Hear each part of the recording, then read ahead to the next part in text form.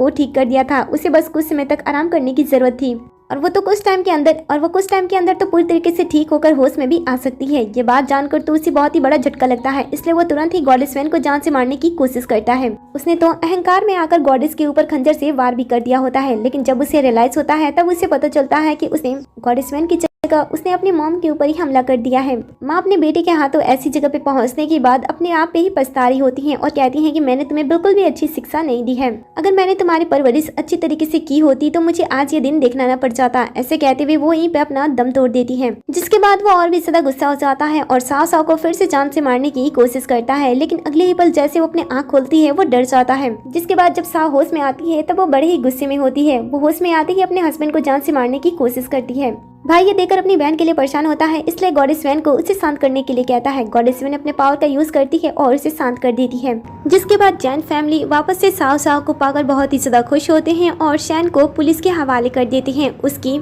की गई गलतियों की वजह से, क्योंकि उसने बहुत सारे अपराध किए होते हैं और उस कुएं वाले इंसिडेंट के पीछे भी उसी का हाथ था। तभी यहाँ पे साव आ जाती है और अपनी जान बचाने के लिए गॉडेस के सामने झुककर उनका शुक्रिया अदा करती है और उनसे पूछती है कि उन्हें क्या चाहिए। भाई भी उनसे पूछता है कि उन्हें क्या चाहिए। गॉडेस ज्यादा कुछ तो नहीं मांगती है, बस उनसे ये कहती है कि उसके पहाड़ तक पहुँचने में जो रास्ता है वो उसे ठीक कर दे। साथ ही उन्हें फ्यूचर में कई बार कल्टीवेशन करने की जरूरत पड़ेगी जिसमें कुछ चीजें चाहिए होती हैं, तो बस वो उन्हीं चीजों को पूरा कर दे। तभी पुलिस वाले भी सैन को यहाँ से लेकर जाते हैं। वो गुस्से में गॉडेस वैन को देखता है और धमकी देता है कि वो उन्हें नहीं छोड़ेगा। गॉडेस वैन तुरंत ही अपने पावर का यूज करते हुए कुछ चीजें चेक करती है और उसे पता चलता है कि कुएं से बहुत सारी नेगेटिव एनर्जी बाहर निकल चुकी है जो कि इंसानों के लिए खतरनाक है। इसीलिए वो कुछ समय यहीं पे रहने का फैसला करती है।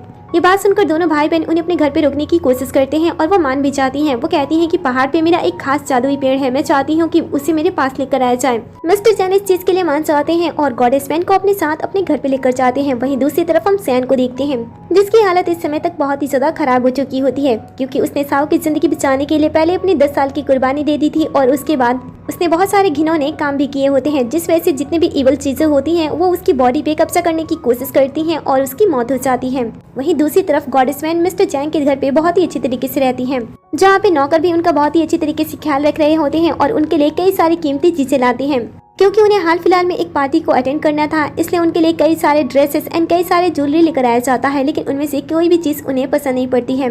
नौकर ये देखकर चिंता करने लगता है, क्योंकि उसे पता होता है कि जब तक गॉडेस वैन किसी भी चीज को फाइनल नहीं करेंगी तब तक उनके लिए चीजें लाई जाएगी और ये नौकरों के लिए बहुत ही ज्यादा मुश्किल भी हो सकता है। उसी समय मिस्टर जैन भी यहाँ पे गॉडेस वैन के उस खास पेड़ को लेकर यहाँ पे पहुंच जाते हैं, जिसे देखकर उनका मूड थोड़ा सा अच्छा हो जाता है। लेकिन उसी समय वो घर के अंदर किसी बुरी चीज को देखती हैं और उसे फील भी करती हैं। कुछ समय के बाद वो अपने पेड़ की देखभाल करने लगती हैं, जिसमें एक ही पेड़ में 2 तरह के खास फूल खिले